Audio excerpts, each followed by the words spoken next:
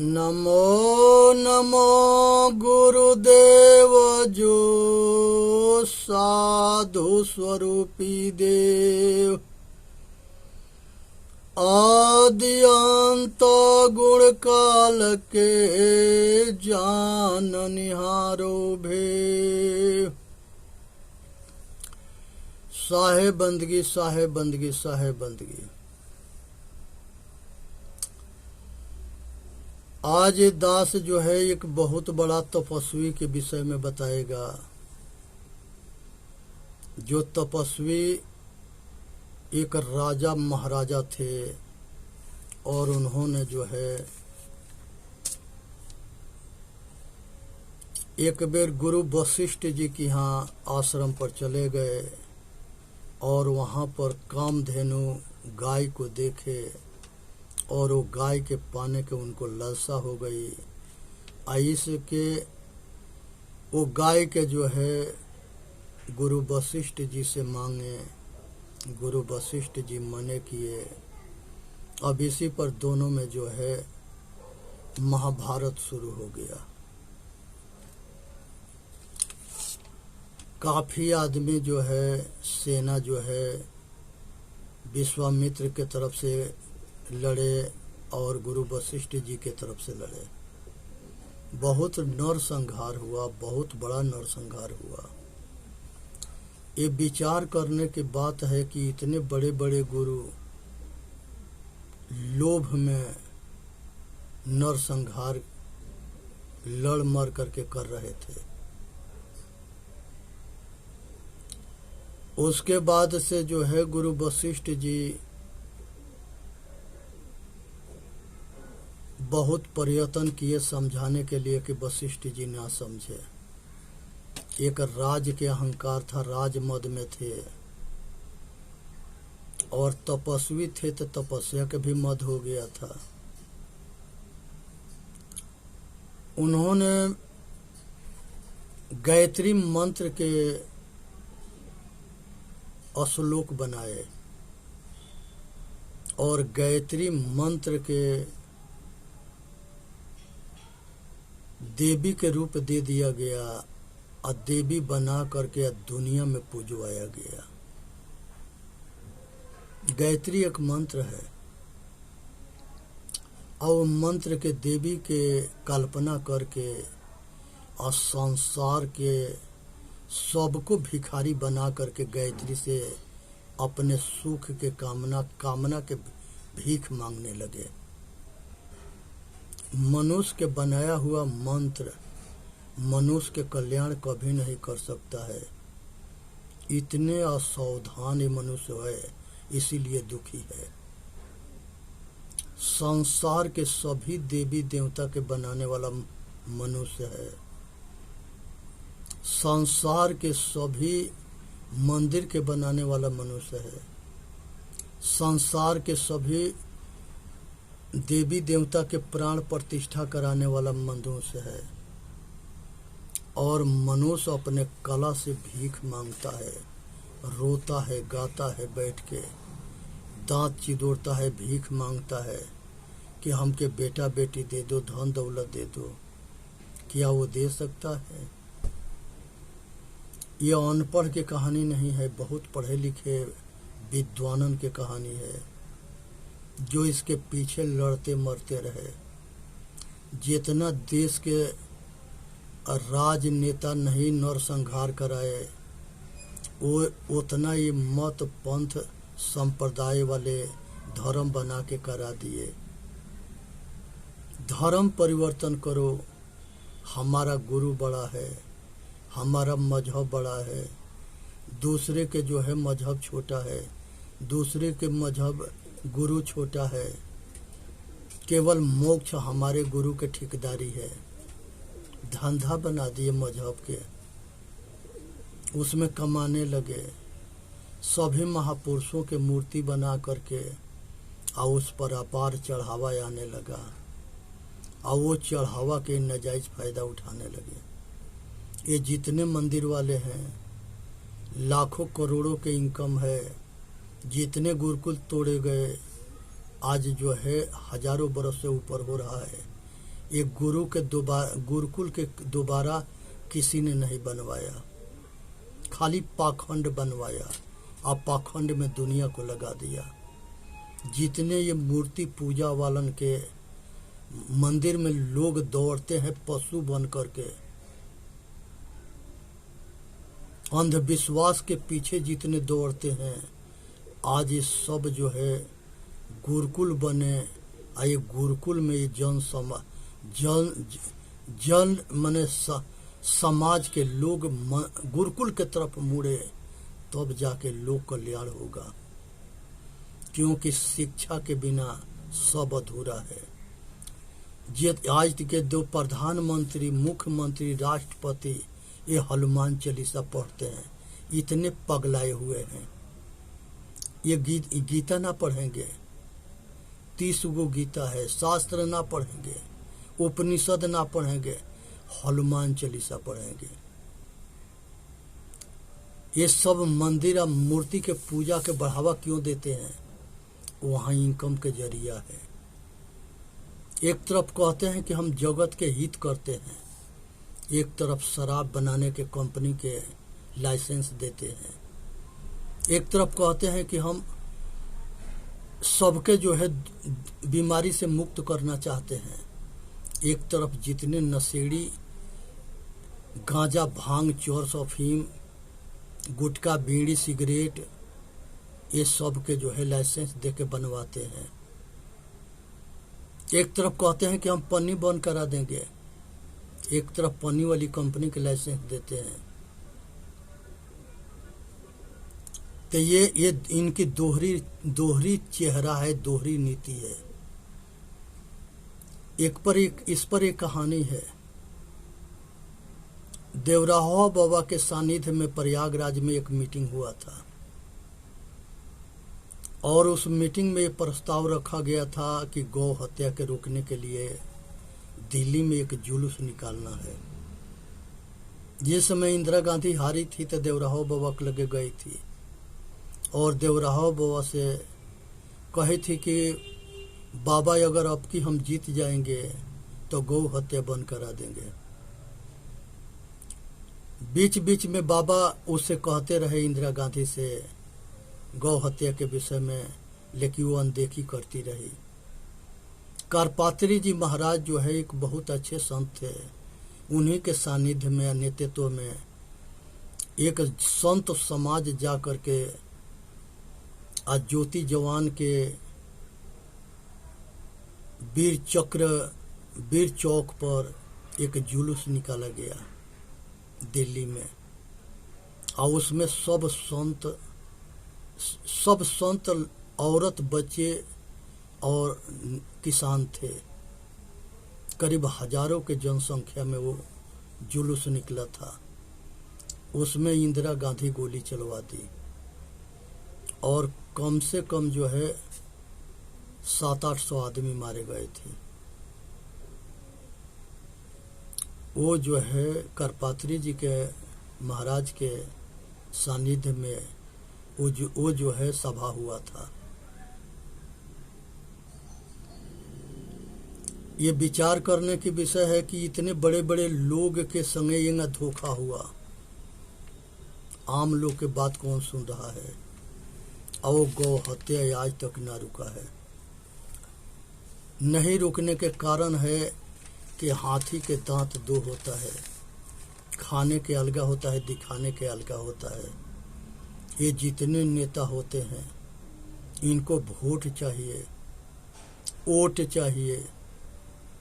एक दिन जाके हाथ जोड़ के वोट मांगेंगे और वादा करेंगे कि जो आप चाहोगे या जो कहोगे वो हम करेंगे। लेकिन जिस दिन वो कुर्सी पकड़ लेता है उस दिन 5 साल जनता हाथ जोड़ती है, फिर भी जनता के ना सुनता है और मनमानी करता है, जो मर्जी करता है वही करता है और जनता परेशान होती है। जनता ज्यादा बोलेगी तो गोली से मरवा देगा। इसलिए नेता के चुनाव निष्पक्ष होके करो, अपने वोट के महत्व को जानो अगर अच्छे नेता के चुन दिया तो वो राष्ट्र हित में काम करेगा, देश हित में काम करेगा, समाज हित में काम करेगा। अगर गलत नेता के चुन दिए तो वो ध्वजिया उड़ा देगा मानव जाति के, घोर नरसंहार करा देगा और अच्छे आदमी के जीना हराम कर देगा। इसलिए आदमी के पहचान करके राजा बनाओ। संसार के अंदर मनुष्य जो है जन्म से महान ना होता है, मनुष्य अपने कर्म से महान होता है। एक बार महर्षि दयानंद सरस्वती जी के शिष्य जो है मुंशी राम जी श्रद्धानंद सरस्वती जी थे। उन्होंने जो है अपना सारा संपत्ति बेच के हरिद्वार के पास गुरु कांगड़ी में एक गुरुकुल खोले। अपने बच्चों के, बच्चियां के, अपने रिश्तेदार मित्र के सबको उसमें पढ़ाना शुरू किए। और वो गुरुकुल जो है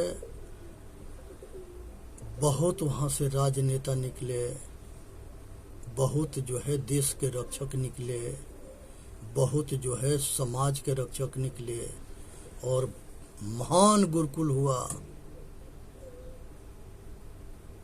एक उन्होंने जो है बहुत इस्लामी किया गया समाज को फिर हिंदू बनाए। उसमें एक रशीद नाम के इस्लामी जो है गुरु जी से मिलने आया और उनके पानी पीने के कामना किया। गुरु जी अपने शिष्य के पानी लेने के लिए भेज दिए और उसने बंदूक निकाल करके गुरु जी के गोली से भूज दिया, महर्षि श्रद्धानंद सरस्वती जी के।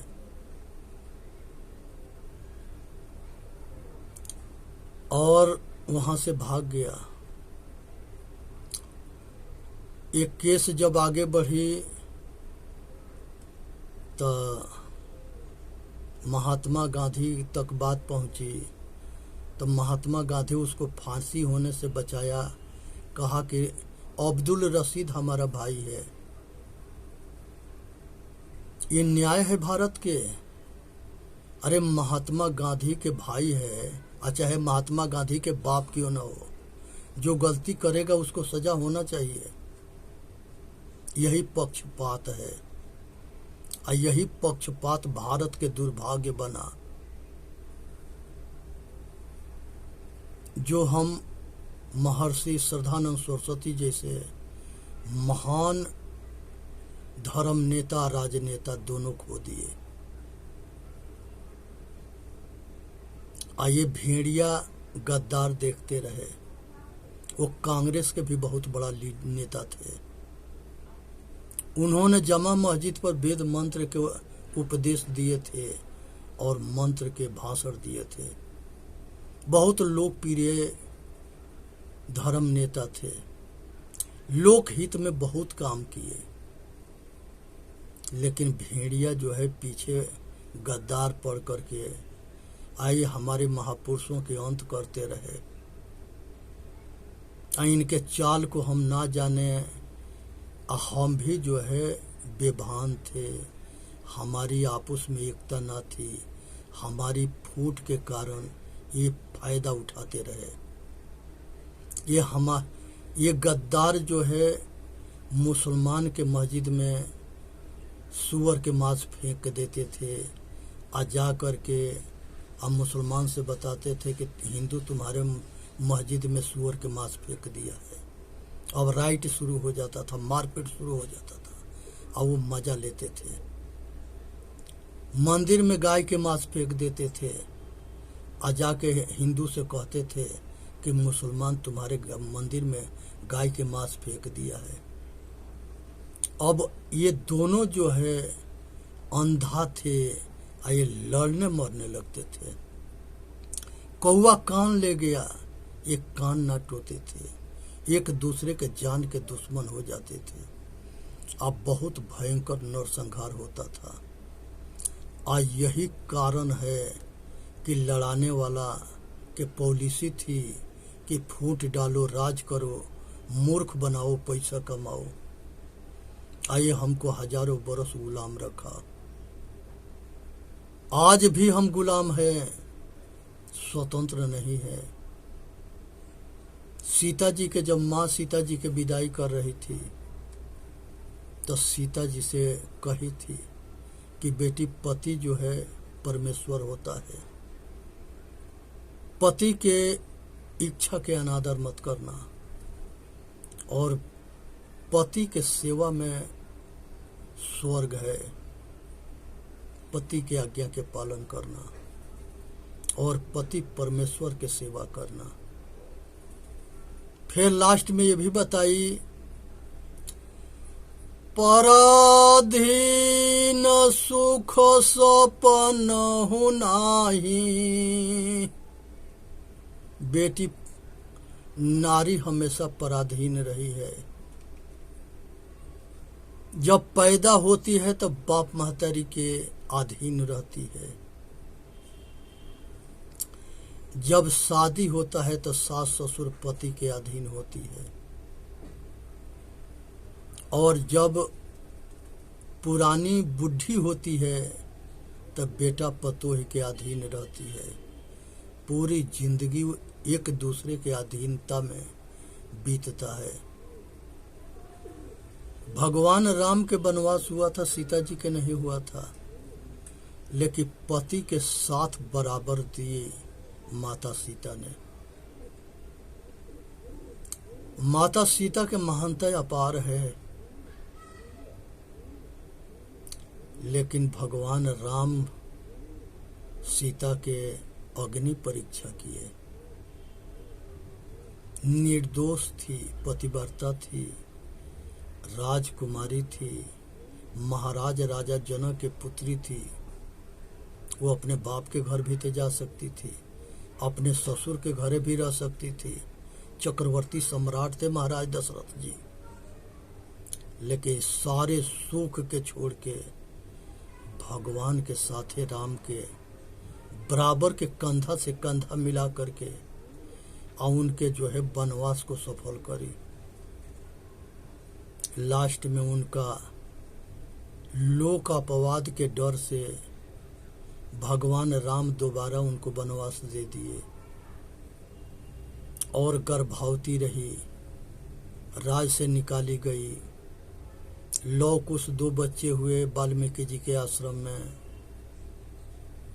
और लास्ट में यज्ञ भी होता है और वो यज्ञ में घोड़ा निकलता है और घोड़ा के लौ कुश पकड़ते हैं। ये भरत लक्ष्मण सब योद्धा के जो है प्रस्त करते हैं। भगवान राम जाते हैं, उनके संगे युद्ध होता है और उस समय जो है वाल्मीकि जी आके परिचय देते हैं। वहाँ सीता जी आती है। ये सब घटना कुल घटी, ये राजा चक्रवर्ती सम्राटों के संगे घटी। सीता फटी हुई में धरती में सीता जी समा गई। सभी समाते हैं, जला दिए गए, गाड़ दिए गए, दहवा दिए गए, सब जमीन में गए। यह हमारी भारत की संस्कृति है।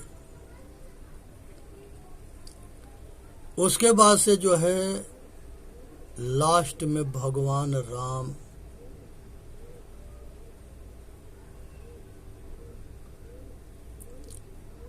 एक जो है काल के संगे बैठ करके विचार विमर्श कर रहे थे। काल ने कहा था कि हमारे आपके बीच में अगर वार्तालाप चले तो कोई आवे नहीं। लक्ष्मण के पहरदारा बैठाया गया। दुर्वासा ऋषि आ गए, कहे कि हमको राम से अभी मिलना है। लक्ष्मण कहे कि महाराज ये मेरा बहुत गुप्त विषय चल रहा है, आप विश्रामशाला में विश्राम करें। कहे कि नहीं, हम अयोध्या के जला देंगे। लक्ष्मण जी कहे कि अगर इनके क्रोध से पूरा अयोध्या के विनाश होगा, उससे बढ़िया केवल लक्ष्मण के विनाश होके जाने दिए। जाने के बाद से लक्ष्मण के जल समाधि दिया गया, देश निकाला दिया गया, राज से निकलवा दिया गया। भगवान लास्ट राम जल समाधि लिए। जल में डूब के मरना ये शौखे लोग ना करते हैं। रामायण में दिखाया गया है कि अयोध्या के सब जो है नागरिक भी जल में डूब के मर गए। सब मंत्रिमंडल डूब के मर गया। राम चाहे सभी भाई डूब के मर गए। ये विचार करने की कुल विषय है कि चक्रवर्ती सम्राटों के सामने ऐसी परिस्थिति आ गई जो जल में डूब के मरना पड़ा।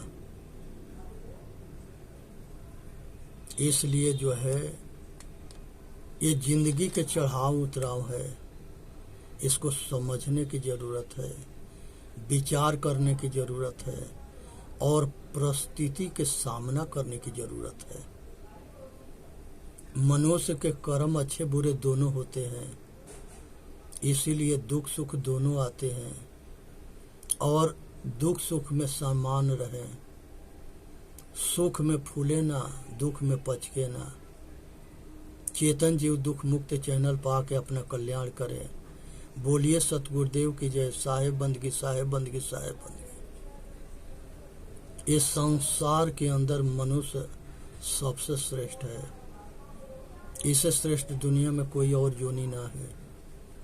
राम, कृष्ण, बुद्ध, महावीर, शिव, ब्रह्मा, सभी महापुरुष देवी देवता मनुष्य जन्म में पैदा हुए।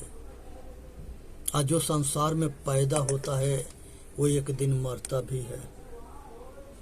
सभी दुनिया से मर करके चले गए। ये दुनिया के पागलपन है कि उनके मूर्ति बना करके और उसी रूप में उनको पाना चाहता है। जो मर करके चला गया वो कैसे आ जाएगा? नहीं आ सकता है। एक पच भौतिक शरीर किसी का अमर ना है, इसलिए सावधान होनी है। अब बात के समझना है कि जो चेतन आत्मा है यही परमात्मा है। हम अपना कल्याण कर लिए तो दुनिया के कल्याण कर लिए, अपना कल्याण ना किए तो किसी के कल्याण ना किए। चेतन जीव दुख मुक्त चैनल पा के अपना कल्याण करे। बोलिए सतगुरुदेव की जय। साहेब बंदगी, साहेब बंदगी, साहेब बंदगी।